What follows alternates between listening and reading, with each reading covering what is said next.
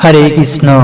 স্বয়ং ভগবান শ্রীকৃষ্ণ বলেছেন কোন কোন গাছ ঘরে লাগানো শুভ, যেগুলো ঘরে লাগালে অকাল মৃত্যু পর্যন্ত হয় না এবং পরিবারের সুখ সমৃদ্ধি বজায় থাকে। এমনকি সেই ঘরে মা লক্ষ্মীরও বাস হয়ে দুঃখ দারিদ্রতা পর্যন্ত দূরীভূত হয়। যে ব্যক্তি নিজের ঘরে এই গাছগুলো লাগায় এবং পরিবারের সুখ সমৃদ্ধি বজায় থাকে, এমনকি সেই ঘরে মা লক্ষ্মীরও বাস হয়। আপনাদের জানিয়ে রাখি, যারা ধনী হন তারা নিজের ঘরে এই গাছগুলোই লাগিয়ে থাকেন। তাই আপনারও অবশ্যই এই গাছগুলোকে নিজের ঘরে লাগান। সেই দাপর যুগের কথা। একদিন দেবী রুক্মিণী ভগবান শ্রীকৃষ্ণকে বললেন, হে প্রভু, অনুগ্রহ করে আপনি আমায় বলুন, মানুষকে কি কি গাছ রোপণ করা উচিত, কোন গাছগুলি বাড়ির সামনে লাগানো উচিত, যাতে দারিদ্রতা দূর হয় এবং শত্রু, রোগ, ভয়, ভূত পেতের মতো বিপদ থেকে বাঁচতে বাড়ির সামনে কোন গাছগুলি লাগানো উচিত। ভগবান শ্রীকৃষ্ণ হেসে বললেন, হে দেবী রুক্মিণী, তুমি আজ সমগ্র মানব জাতির কল্যাণের উদ্দেশ্যে এক অত্যন্ত গুরুত্বপূর্ণ প্রশ্ন করেছ। এই জগতে বৃক্ষের অবদান অপরিসীম, গাছ সর্বদাই পূজনীয়, কিন্তু তুমি যথাযথই প্রশ্ন করেছ যে বাড়ির সামনে কিছু বিশেষ গাছ লাগানো অত্যন্ত শুভ ফল প্রদান করে।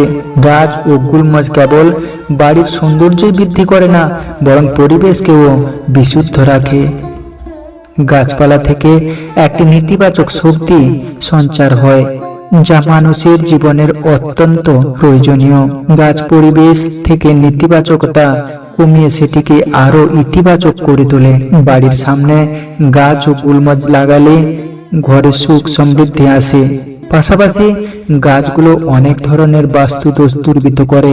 বাড়ির আঙিনায় দাঁড়িয়ে থাকা গাছ দেবতাদের মতোই সেই ঘরের রক্ষা করে। ভগবান শ্রীকৃষ্ণ বলেন, হে দেবী, বাড়ির পাশে কি কি গাছ লাগানো উচিত এবং কোন গাছ লাগানো উচিত নয় তা বলার আগে আমি তোমায় একটি প্রাচীন কাহিনী বলি। এই কাহিনী থেকে তুমি বুঝতে পারবে কোন গাছ বা কোন উদ্ভিদ বাড়ির আশেপাশে লাগালে তা শুভ ফল এবং কোন গাছ লাগালে দুঃখ ও দারিদ্রতা ডেকে আনে। হে দেবী রুক্মিণী, তুমি মন দিয়ে এই কাহিনী শুনো। যে কোনো মানুষ এই কাহিনী স্মরণ করে তার শত শত পাপ নাশ হয় এবং তার দারিদ্রতা দূরীভূত হয়। তখন দেবী রুক্মিণী বললেন, হে প্রভু, আমি মনোযোগ সহকারে ধৈর্য ধরে এই কাহিনী সম্পূর্ণ শুনব। অনুগ্রহ করে আপনি আমায় কাহিনীটি বলুন। তখন ভগবান শ্রীকৃষ্ণ বললেন, হে দেবী, এটি অতীতের কথা। মধ্যে পুরাকালে একটি অত্যন্ত সুন্দর নগরী ছিল। সেই নগরীতে গোপাল নামে এক বৈশ্য ব্যক্তি তার স্ত্রী সুমিত্রার সঙ্গে বাস করত। গোপাল ভগবান বিষ্ণুর ভক্ত ছিলেন এবং প্রতিদিন নিয়ম করে বিষ্ণুর পূজা করতেন। গোপালের স্ত্রী সুমিত্রাও গৃহকর্মে পারদর্শী ছিলেন। ঘরে ধন সম্পদের কোনো অভাব ছিল না। ভগবানের কৃপায় তার কাছে প্রয়োজনের সবকিছুই ছিল। এভাবে বহুদিন কেটে গেল। একদিন গোপালের স্ত্রী সুমিত্রা দেবী তাদের বাড়ির আঙ্গিনায় কয়েকটি গাছ রোপণ করলেন এবং প্রতিদিন সেই গাছগুলিতে জল দিয়ে সেবা করতে লাগলেন। তবে সুমিত্রার গাছ রোপণের বিষয়ে সঠিক জ্ঞান ছিল না। যেসব গাছ তার ভালো লাগছিল সে সেগুলি রোপণ করছিল। দুর্ভাগ্যবশত সে যে গাছগুলো রোপণ করছিল সেগুলো ছিল অশুভ গাছ। ফলে গোপালকে ব্যবসায় বিশাল ক্ষতির মুখে পড়তে হলো। তাদের বাড়িতে প্রতিদিন অশান্তি হতে লাগলো। স্বামী স্ত্রীর মধ্যে বারবার ঝগড়া শুরু হলো। তাদের জীবনে একের পর এক সমস্যা আসতে লাগলো। ধীরে ধীরে গোপালের ব্যবসা সমস্ত ধ্বংস হয়ে গেল এবং তার সমস্ত অর্থ শেষ হয়ে গেল। এমন সময় গোপালের কাছে এমনকি চাল ডাল কেনার টাকাও ছিল না। তারা না খেয়ে দিন কাটাতে লাগলেন। এতে ক্ষুব্ধ হয়ে সুমিত্রা তার স্বামীর উপর রাগ দেখাতে লাগলো। সে গোপালকে কোনো না কোনো একটা কাজ করতে বলল। তখন গোপাল কাজের খোঁজে গ্রামে ঘুরতে লাগলো, কিন্তু কোথাও কোনো কাজ পাচ্ছিল না। শেষে ফিরে এসে স্ত্রীকে বলল, হে ভদ্রে, আমাকে তো কেউ কোনো কাজ দিচ্ছে না, আমি আর কোথায় কাজ খুঁজতে যাব। তাদের দুজনে হতাশ হয়ে পড়ছিল। তাদের কোনো রোজগারের উপায় ছিল না। গোপাল তার স্ত্রীর সব গয়নাও বিক্রি করে দিল এবং যতটুকু অর্থ পেল তা দিয়ে কোনো মতে পেট ভরালো। এইভাবে অশুভ গাছ লাগানোর কারণে তাদের জীবনে চরম দারিদ্র্য ও সংকট নেমে এলো। কিন্তু তারা নিজেরাই এই দুর্ভাগ্যের কারণ বুঝতে পারেনি। বৈকুণ্ঠ লোক থেকে ভগবান বিষ্ণু ও দেবী লক্ষ্মী তাদের ভক্তদের এই দুর্দশা দেখে তখন দেবদেবী বললেন, ভক্তদের এই দুর্দশা দেখতে লাগলেন। তখন দেবী লক্ষ্মী বললেন, হে প্রভু, আপনি আপনার ভক্তদের সাহায্য করবেন না? গোপাল তো আপনার একান্ত ভক্ত, সে প্রতিদিন আপনাকে পূজাও করে, আরাধনা করে। তখন ভগবান বিষ্ণু বললেন, হে দেবী, আমি অবশ্যই গোপালের সাহায্য করব, তবে তার আগে আমাকে তার একবার পরীক্ষা নিতে হবে। এই জন্য আমি তার বাড়িতে গিয়ে পরীক্ষা নেব। ভগবান বিষ্ণু এক সাধুর রূপ ধারণ করলেন এবং পৃথিবীতে অবতরণ করলেন। সাধুর বেশে ভগবান গোপালের দরজায় উপস্থিত হলেন এবং ভিক্ষা চাইতে লাগলেন। দরজায় একজন সাধুকে দেখে গোপাল তাকে প্রণাম করে বলল, হে সাধু মহারাজ, স্বাগতম আপনাকে আমার এই বাড়িতে। এই গরিবের ঘরে আপনার আগমন হয়েছে, এটা আমার সৌভাগ্য। বলুন কিভাবে আমি আপনার সেবা করতে পারি? সাধুরূপী ভগবান বিষ্ণু বললেন, হে মহাশয়, আমি তীর্থযাত্রায় বেরিয়েছি, বিশ্রামের জন্য একটি স্থান খুঁজছিলাম। যদি আপনার কোনো অসুবিধা না হয় তবে আমায় আপনার বাড়িতে কিছুক্ষণের জন্য আশ্রয় দিন।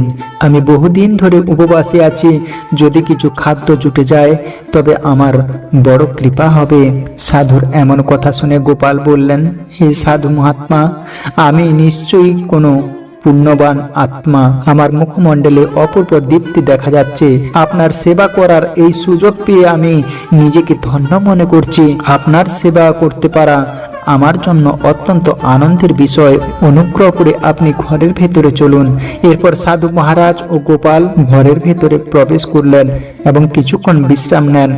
গোপাল সাধু মহারাজের খুব যত্ন করে সেবা করতে থাকেন, তবে তার ঘরে এক দানাও খাদ্য ছিল না। তখন সে তার স্ত্রীকে বলল, হে প্রিয়ে, আমাদের ঘরে যে সাধু মহাত্মা এসছেন তিনি অত্যন্ত পুণ্যবান বলে মনে হচ্ছে। আমাদের উচিত তার জন্য কিছু খাবারের ব্যবস্থা করা। আমি গ্রামে গিয়ে কারো কাছ থেকে একটু টাকা ধার করে নিয়ে আসি। এইভাবে বলে গোপাল গ্রামে এক ধনী ব্যবসায়ী শেঠের বাড়িতে যান এবং তার কাছে একটু টাকা ধার দেওয়ার অনুরোধ করে। কিন্তু সেই শেঠ গোপালকে টাকা দিতে অস্বীকার করে এবং বলে, তোমার কাছে তো একটা ফোঁটা কড়িও নেই, তুমি আমার টাকা কিভাবে ফেরত দেবে? তখন গোপাল বললেন, হে শেঠজি, দয়া করে আপনি আমাকে একটু টাকা দিন, আমি খুব শিগগির তা ফেরত দিয়ে দেব। যদি আমি টাকা ফেরত দিতে না পারি তাহলে আপনি আমার ঘর নিয়ে নেবেন। গোপালের কথা শুনে শেঠের মনে কিছুটা দয়া হলো এবং সে গোপালকে টাকা দিতে দিতে বলে, হে বৈষ্ণব, যদি তুমি আমার টাকা ফেরত না দিতে পারো তাহলে তোমাকেই তোমার ঘরটা আমার হাতে তুলে দিতে হবে। তখন গোপাল বললে, হ্যাঁ শেঠ, আমি প্রতিশ্রুতি দিচ্ছি, যদি আমি টাকা ফেরত না দিতে পারি তাহলে আমি আপনাকে আমার ঘর দিয়ে দেব।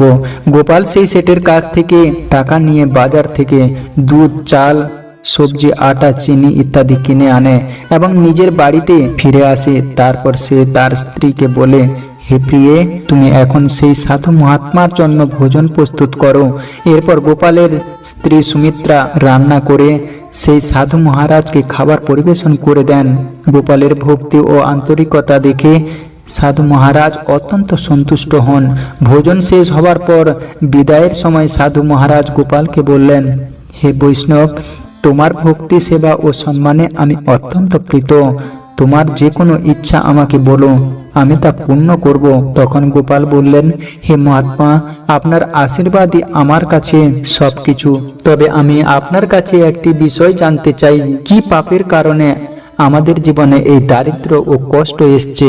আমরা তো সর্বদা ভগবান বিষ্ণুর ভক্তি করেছি, তবুও কেন আমাদের জীবনে এই দুর্ভাগ্য নেমে এসেছে? এর কারণ কি এবং এই দারিদ্র দূর করতে আমাকে কি করতে হবে? তখন সাধুরূপী ভগবান বিষ্ণু বললেন, হে বৈষ্ণব, আমি যখন তোমার দরজায় এসেছিলাম তখনই বুঝে গিয়েছিলাম যে তোমার জীবনে চরম দারিদ্র ও দুর্ভাগ্য এসেছে, কারণ তোমার গৃহের সামনে যে গাছটি রয়েছে সেটাই তোমার দারিদ্র্যের মূল কারণ। এই কারণেই তোমার জীবনে কষ্ট বেড়েছে।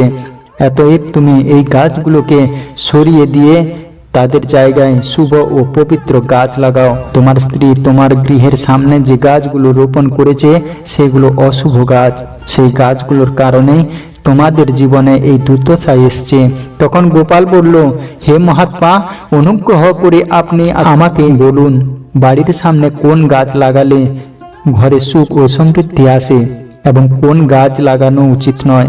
আপনি দয়া করে বিস্তারিতভাবে আমায় বুঝিয়ে দিন, আমি চিরকাল আপনার কৃতজ্ঞ থাকব।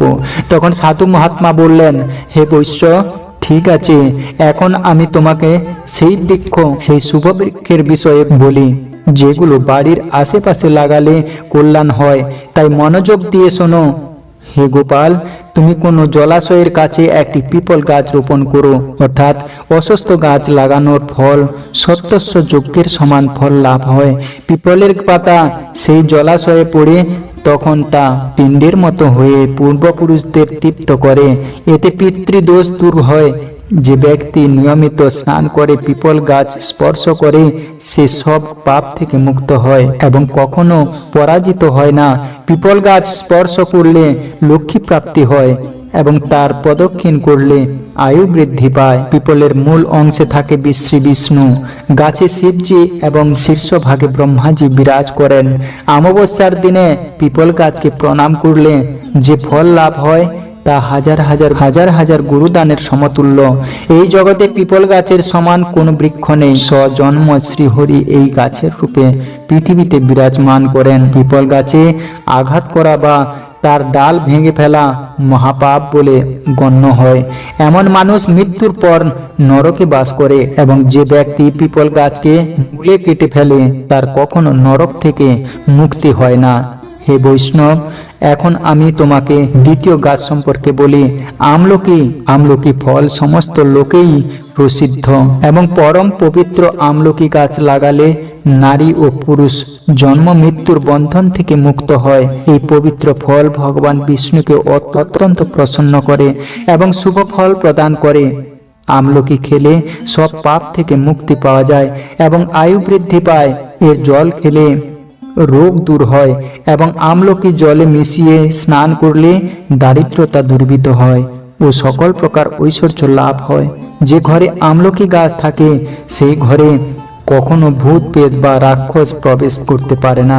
একাদশী তিথিতে আমলকি পূজা করলে সমস্ত তীর্থের থেকেও বড় ফল লাভ হয়। যে ব্যক্তির ঘরের সামনে আমলকি গাছ থাকে সেখানে স্বজন্ম লক্ষ্মী নারায়ণ বসবাস করেন। তৃতীয় বৃক্ষ হলো অশোক গাছ।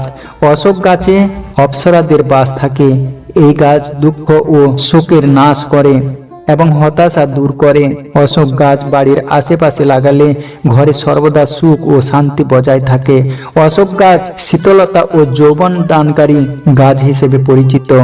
তখন দেবী লক্ষ্মী সীতার রূপে অবতার নিয়েছিলেন। যখন রাবণ অপহরণের পর তিনি অশোক বাটিকাতে বাস করিয়েছিলেন। অশোক গাছ তখন মা সীতার অনেক সেবা করেছিল। তাই মা সীতা এই অশোক গাছকে আশীর্বাদ দেন যে যে স্থানে তোমার এই গাছ থাকবে সেখানে আমার সর্বদা বাস থাকবে। চতুর্থ বৃক্ষ হলো পাকুড় গাছ। প্রত্যেক মানুষকে পাকুড় গাছ অবশ্যই রোপণ করা উচিত। এই গাছ রোপণের ফল মহাযজ্ঞের সমান হয়। যেহেতু কলিযুগে মানুষ সহজে যজ্ঞ করতে পারে না, তাই তাদের অন্তত একটি পাকুড় গাছ লাগানো উচিত। পঞ্চম বৃক্ষ হলো নিম গাছ। নিম গাছ লাগালে সূর্যদেব সন্তুষ্ট হন।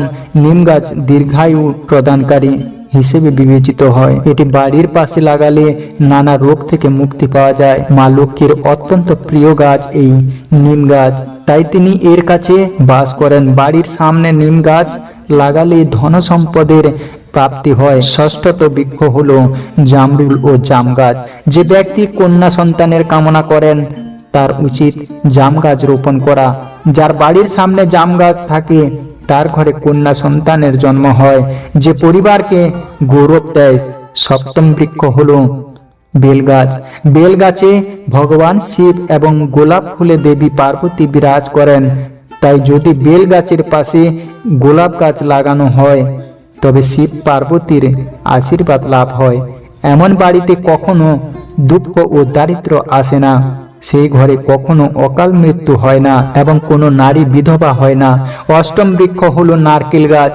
নারকেল গাছ লাগালে একজন পুরুষ বহু গুণসম্পন্ন সন্তানের পিতা হয়। নারকেল যে কোনো ধর্মীয় অনুষ্ঠানে অতি আবশ্যক উপাদান এবং এটিকে অত্যন্ত পবিত্র ও শুভ বলে মনে করা হয়। কুন্দ ও মল্লিকা মোগরা গাছে গন্ধর্বদের বাস বলে বিশ্বাস করা হয়।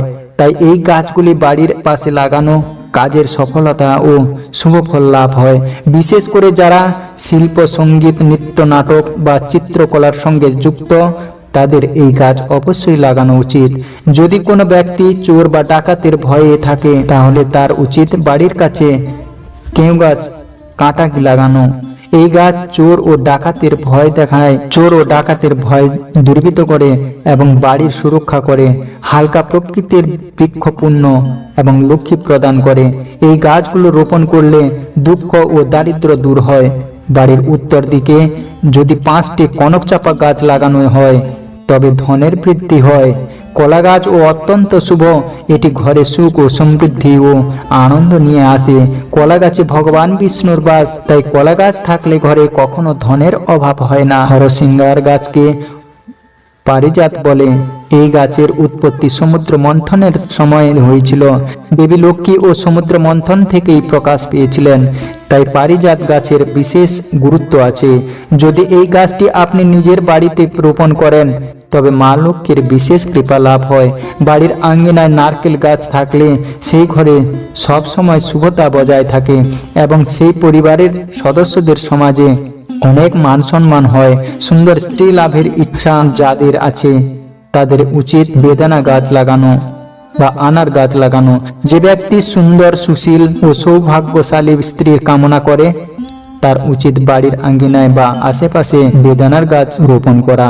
এই আনার গাছ শুধু স্বাস্থ্যকর ফল দেয় না, এটি শুভতা ও সৌন্দর্যের প্রতীক ও এর লাল ফুল ও ফল ঘরে ইতিবাচক শক্তির সঞ্চার করে। এই গাছকে দেবী লক্ষ্মীর প্রতীক ও মনে করা হয় এবং এটি ঘরে ধন সমৃদ্ধি ও পারিবারিক সমৃদ্ধি বাড়ায়। বেদানা ফল খেলে শরীর সুস্থ হয় ও দীপ্তিময় হয়। পলাশ গাছ ব্রহ্ম তেজ প্রদান করে, তাই এই গাছ রোপণ করা উচিত। পলাশকে ধর্মের বৃক্ষ বলা হয় এবং এটি ভগবান ব্রহ্মা ও অগ্নির প্রতীক বলে বিবেচিত হয়। এর লাল ফুল শক্তি, উৎসাহ ও জীবনী শক্তির প্রতীক। পলাশ গাছ মানুষের আধ্যাত্মিক উন্নতি ঘটায় এবং গাছ সাধনা ও তপস্যায় সহায়তা করে এবং ব্যক্তির অন্তরে ব্রহ্ম শক্তির প্রবাহ বৃদ্ধি করে। পলাশ গাছের কাঠ ও পাতা যজ্ঞ ও পূজার কাজে ব্যবহার হয়। এই গাছ থেকে তৈরি সামগ্রী অগ্নি প্রজ্বলনের জন্য ব্যবহার হয় এবং পরিবেশকে পবিত্র করতে। সন্তান লাভ ও বংশবৃদ্ধির ইচ্ছা থাকলে মানুষের উচিত অশোক গাছ রোপণ করা। আর যদি কেউ কোনো রোগে আক্রান্ত হয় তবে তার উচিত সজনে গাছ রোপণ করা। সজনে গাছ বড় বড় রোগ দূর করে দেয়। এটি আরোগ্য দানকারী গাছ হিসেবে পরিচিত।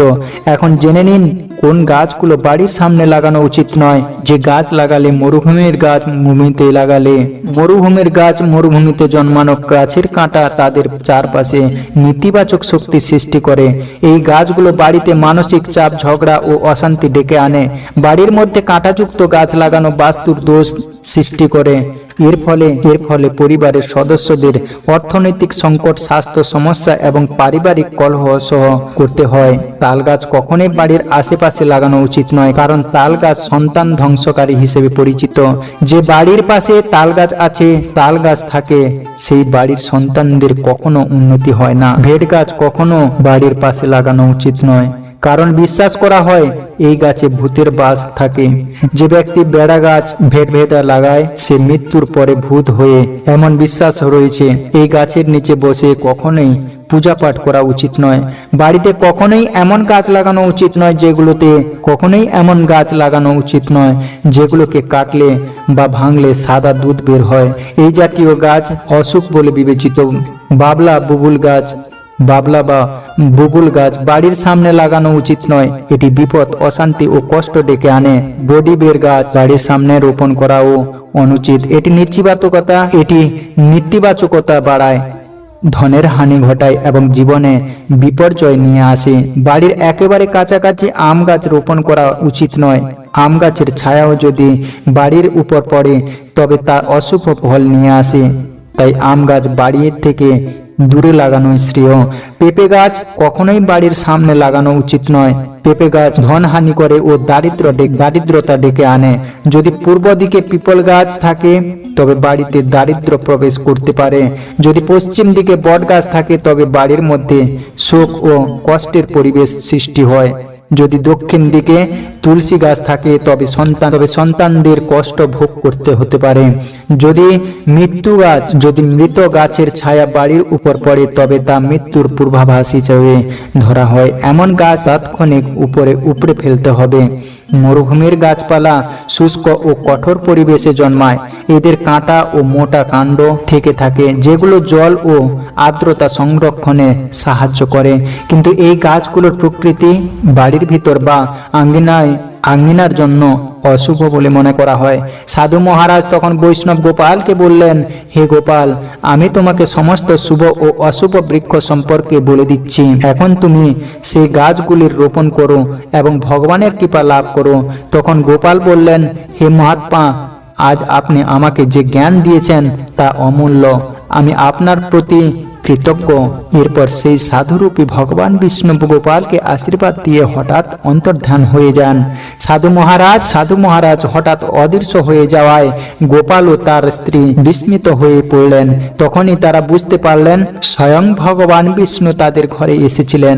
এরপর গোপাল সেই সাধু মহারাজের কথা মতো বাড়ির সামনে অনেক সুখ বৃক্ষ রোপণ করলেন। কিছুদিনের মধ্যেই তার জীবনে পরিবর্তন আসে। হঠাৎ সে অঢেল ধন সম্পদ লাভ করে এবং তার দারিদ্রতা দূরীভূত হয়, সম্পূর্ণভাবে দূর হয়ে যায় তার দারিদ্রতা।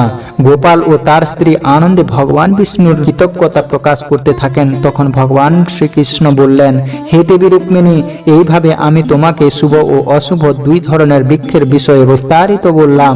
এখন তুমি নিজে ও তোমার গৃহের পাশে সেই গাছগুলো রোপণ করো। ভগবান শ্রীকৃষ্ণ আমাদের জানিয়েছেন বাড়ির আশেপাশে বাড়ির আশেপাশে রোপণযোগ্য শুভ ও অশুভ বৃক্ষ সম্পর্কে। তাই আশা করি আপনারা এই গুরুত্বপূর্ণ তথ্যগুলি জানতে পেরেছেন। আশা করি সমৃদ্ধ লাভ করেছেন। ভালো লেগে থাকলে অবশ্যই একটি লাইক করে ভগবান শ্রী বিষ্ণুর নামটি একবার হলেও লিখে যাবার অনুরোধ জানাচ্ছি। ভগবান বিষ্ণুর কাছে কামনা করি আপনাদের মঙ্গল হোক। এই কামনা করে আজকের এই ভিডিওটি এখানেই সমাপ্ত করছি। হরে কৃষ্ণ, জয় নিতাই, রাধে রাধে। কৃষ্ণ হরে কৃষ্ণ, কৃষ্ণ কৃষ্ণ হরে হরে, হরে রাম রাম রাম হরে হরে। হরে কৃষ্ণ কৃষ্ণ কৃষ্ণ হরে হরে, হরে রাম